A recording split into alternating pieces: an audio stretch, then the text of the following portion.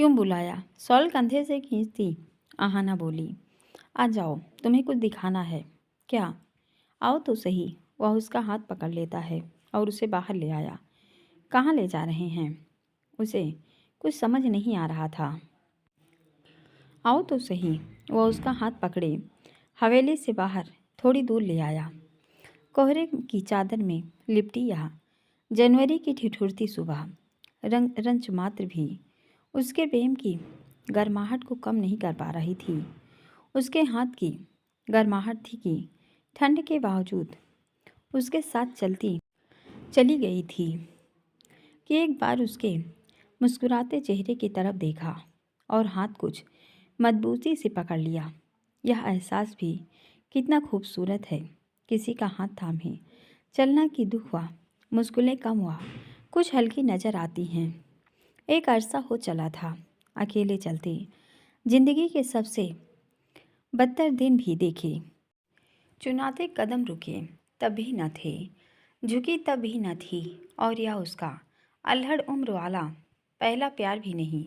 पर यह एहसास बेहद खास जरूर है।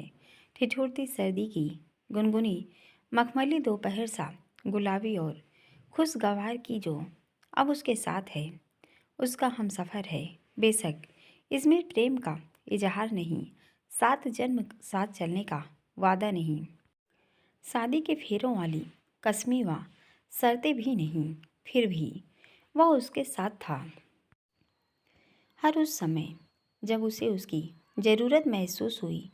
यह अविराज खुराना के उस दम्भी बिजनेसमैन की छवि से इतर है जो अपनी शर्तों पर सब कुछ पा लेने की हसरत रखता था। यह एक अलग रंग है, प्यार का गुलाबी रंग, जो सिर्फ उसके लिए है। सफलता के शिखर पर बैठे कारोबारी की ताकत का दम नहीं, बल्कि प्यार में पागल प्रेमी की सरलता। प्रेम की यही तो पहचान है कि फर्क मिटाकर समान कर देता है। अमीर गरीब, राजा रंग, प्रेम भेद नहीं करता। इस एहसास को सब एक जैसा महसूस करते हैं। यह दिलो दिमाग में यह एक नया एहसास पैदा करता है जो चित प्रश्न रखता है। वह खुद ही मुस्कुराई जा रही थी और दूसरे हाथ से उसकी बाजू थी पकड़ ली और उससे चलते हुए बिल्कुल सट गई। उसके साथ रहते उसके अलग अलग रंग और रूप देखे हैं, पर प्रेम वाला ये रूप, प्रेम का ये गुलाबी रंग सबसे प्यारा व मनभावन है। ठंड लग रही है, उसे खुद से सटता पाया तो पूछा, नहीं तो इतना क्यों चिपक रही हो? मन में हलचल हो रही है। वह हंसा। दत्त, वह शर्माती हो तो गाल लाल हो जाते हैं, ठंड से हो रहे होंगे। पर ये बताइए, यहाँ क्यों ले आए? उसे पशुओं के बाड़े के पास रुका देख पूछा। आओ तो सही। पशुओं के बाड़े से थोड़ा हटकर एक तरफ अस्तबल था जिसमें 4-5 घोड़े बंधे थे।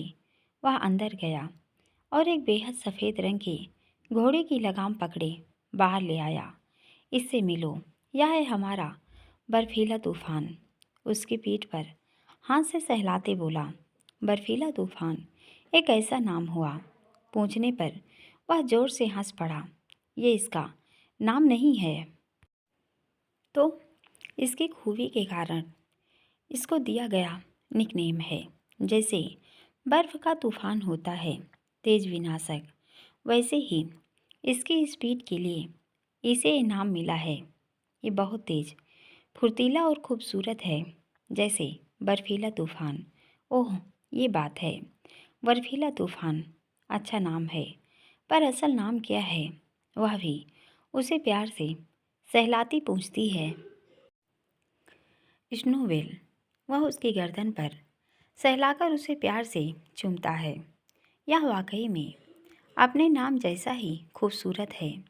वह उसमें दिलचस्पी लेती बोली, चाचा जी को अलग अलग ब्रीड के घोड़े रखने का शौक़ है और मुझे भी बहुत पसंद है, पर मुंबई में यह रखना पॉसिबल नहीं हो पाता। आप तो बिजनेस टाइकून हैं, फिर भी कर सकते हैं। Nothing is impossible for you.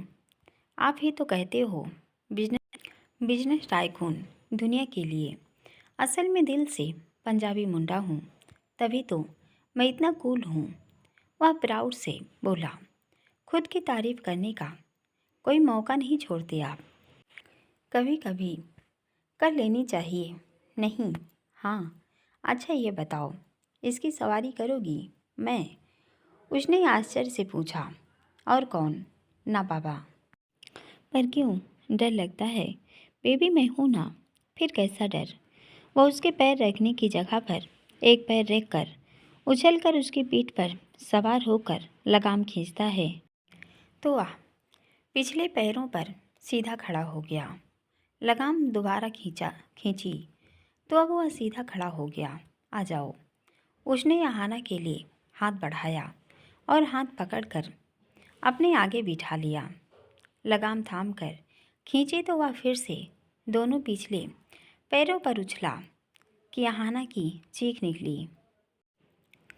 ये क्या कर रहा है? Baby don't panic, stay calm. कुछ नहीं होगा। उसने लगाम खींची और अब घोड़ा दौड़ने लगा।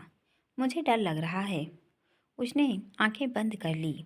डरो मत, आंखें खोलो और इस राइड को एंजॉय करो। वह जोर से बोला। मैं गिर जाऊंगी। मुझ पर विश्वास रखो, मैं गिरने नहीं दूंगा। मुझे संभालो। एक हाथ से उसको पकड़ लिया और एक हाथ से लगाम। Baby feel like a queen जो अपने किंग के साथ है। क्या तुम्हें गिरने दूंगा? उसके कान के पास धीरे से बोला। नहीं। उसके होठों से बरबस निकला। मैंने कभी बताया नहीं कि जब आप मुझे टाइटली हक करते हैं तो मैं एक क्वीन के जैसे ही महसूस करती हूँ। वह दोनों हाथ फैला देती है। ये हुई न बात। मन से डर को दूर करो और इस पल को एंजॉय करो। Come on Snowbell. उसने जोर से लगाम खींची और थोड़ी देर बाद स्नोवेल हवा से बातें करने लगा। हल्की कोहरे की चादर हरे भरे खेतों को ढके थी और स्नोवेल जैसे उसके ऊपर उड़ रहा था और वे बादलों की सवारी कर रहे हों। चेहरे व कानों पर हवा के झोंके टकराते तो गुदगुदी कर ठंडी सिरहन पैदा कर रहे थे। पर अभिराज के प्रेम ने इसमें भी गर्माहट भर ही दी थी कि डर को दूर छिटक कर खुद को उसकी बाहों में ढीला छोड़कर धीरे धीरे इस रोमांस में बहने लगी। कब होठों की मुस्कुराहट खिलखिलाहट में बदल गई और दोनों काफ़ी दूर इस रोमांचक सफ़र पर निकल पड़े। फिजाओं में उनकी हंसी के ठहाके गूंज रहे थे जो तब रुके जब उसने जोर से लगाम खींची। क्या हुआ? रुक क्यों गए? पूछा। वापस आ गए। पहले अबराज उतरा और फिर उसे भी उतारा। कैसा लगा? बहुत मज़ा आया। सच? हाँ। थैंक यू मुझे ये एक्सपीरियंस कराने के लिए। Welcome my your harness. वह मुस्कुरा दी। वो क्या है? उसने एक तरफ इशारा किया जहाँ गुंबदाकार आकृतियाँ बनी थी। खलिहान। वह चौकी। हाँ खलिहान। वो जगह जहाँ अनाज भंडारण किया जाता है और ये उपलों के ढेर हैं। आग जलाने के काम आते हैं। तुम देखो, मैं इसे बांध कर आता हूँ। वह उसे अस्तबल में बांध कर आ गया। वहाँ कंडों के ढेर थे। अविराज उसका हाथ पकड़ आगे तक ले आया। यहाँ क्यों ले आए? यह बहुत मज़ेदार है। मज़ेदार? बचपन में एक दो बार आया, तब हम यहाँ छिप जाते थे। सच? हाँ। अब भी छिपेंगे। हाँ। क्यों? ताकि प्यार कर सकें। वहाँ घर में हमें कोई मिलने नहीं दे रहा। वह उसे करीब खींच लेता है तो उसकी आंखों में शरारत आ गई। क्या इसलिए आए? हाँ। तुम मेरे आसपास हो और कोई हमें मिलने नहीं दे रहा। सब हमारे दुश्मन हो रहे हैं। दुश्मन नहीं, बल्कि शुभचिंतक। वो कैसे?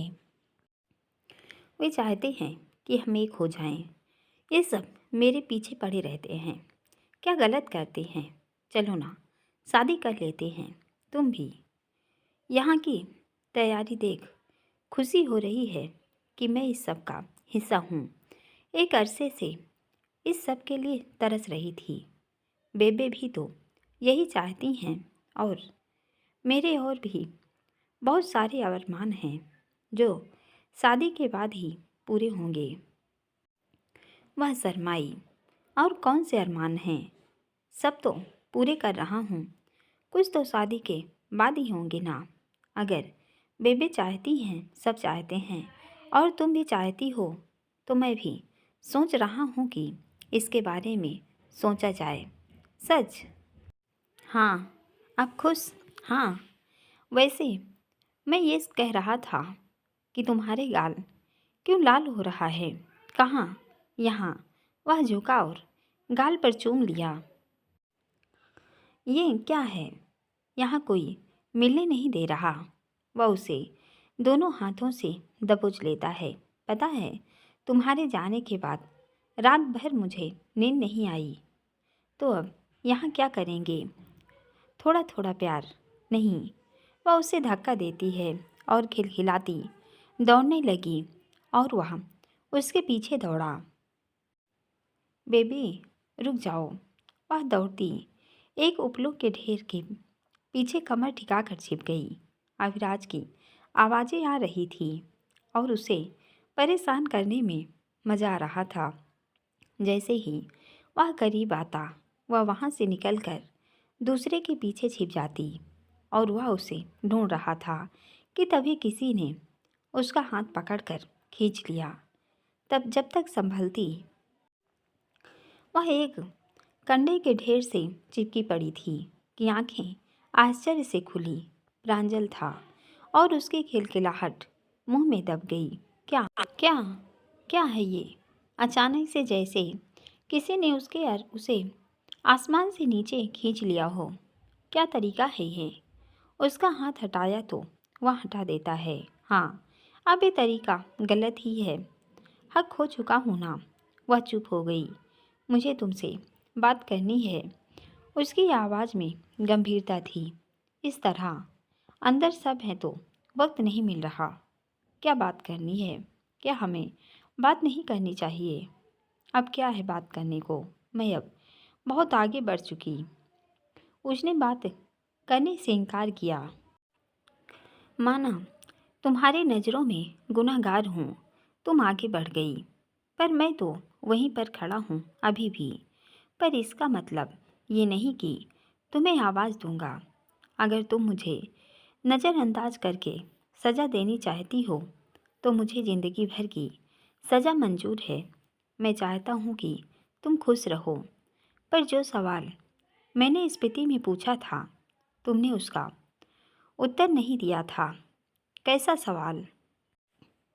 यही कि अविराज के बारे में सब कुछ जानकर भी तुम अपनी मर्जी से आगे बढ़ी या मजबूरी में आगे बढ़ी हो। अब भी उत्तर चाहते हैं। क्यों नहीं चाहूँगा? मुझे लगता है अब इसका कोई मतलब नहीं रहा। तुम जिस इंसान के साथ रह रही हो, मत भूलो कि वो हमारा गुनहगार भी है। ओह, बीती बात हो गई। ये बदल गए हैं। जो एक बार गुनाह कर सकता है दोबारा नहीं करेगा, क्या गारंटी है? क्या वो अकेले गुनाहगार हैं? आप गुनाहगार नहीं हैं। आपकी माँ नहीं है, वंशिका नहीं है, मैं नहीं हूँ, या वो हालात नहीं हैं जिनमें हमें अलग होना पड़ा। आहाना, अविराज की आवाज़ आई। जाइए यहाँ से। खुराना साहब ने देखा तो क्या सोचेंगे? मुझे एक बार बात करनी है ताकि मैं भी अपने मन में उठ रहे बवंडर से बाहर निकल सकूं। मैं शाम को यही इंतज़ार करूंगा और तुम आओगी। पर वह नहीं, बस आखिरी बार। फिर मैं कभी तुम्हारी राह में नहीं आऊँगा। तुम चाहती थी कि मैं मुंबई लौटूं। अपने रंगों, अपनी पेंटिंग में तो लौटाया, पर कुछ सवाल मेरे मन में भी हैं, उनका जवाब दे दो। बिना जवाब दिए जाओगी तो वो प्रश्न बने मेरे मन में कसक बनकर चुभते रहेंगे। आहाना, पुकारता अभिराज उसके सामने आ ही गया था। तुम यहाँ क्या कर रहे हो? प्रांजल से पूछा। घूमते हुए आ गया था। ठीक है, अभी मैं चलता हूँ, कहकर वह चला गया और अभिराज यहाँ घटित घटनाक्रम को समझने का प्रयास कर रहा था। ये यहाँ क्या कर रहा था? जैसे हम घूमने आए थे, ये भी आए होंगे। क्या सिर्फ यही बात है या इसके अलावा भी कुछ है? इसके अलावा क्या होगी? न जाने क्यों तुम्हें और प्रांजल को देखता हूँ तो अजीब सा लगता है। क्या क्या अजीब लगता है? वह हकला गई, जैसे और भी कुछ है जो मुझे नहीं दिख रहा। कहना क्या चाहते हैं? वो तुम्हें अजीब सी नज़रों से देखता है और उसका देखना मुझे अच्छा नहीं लगता।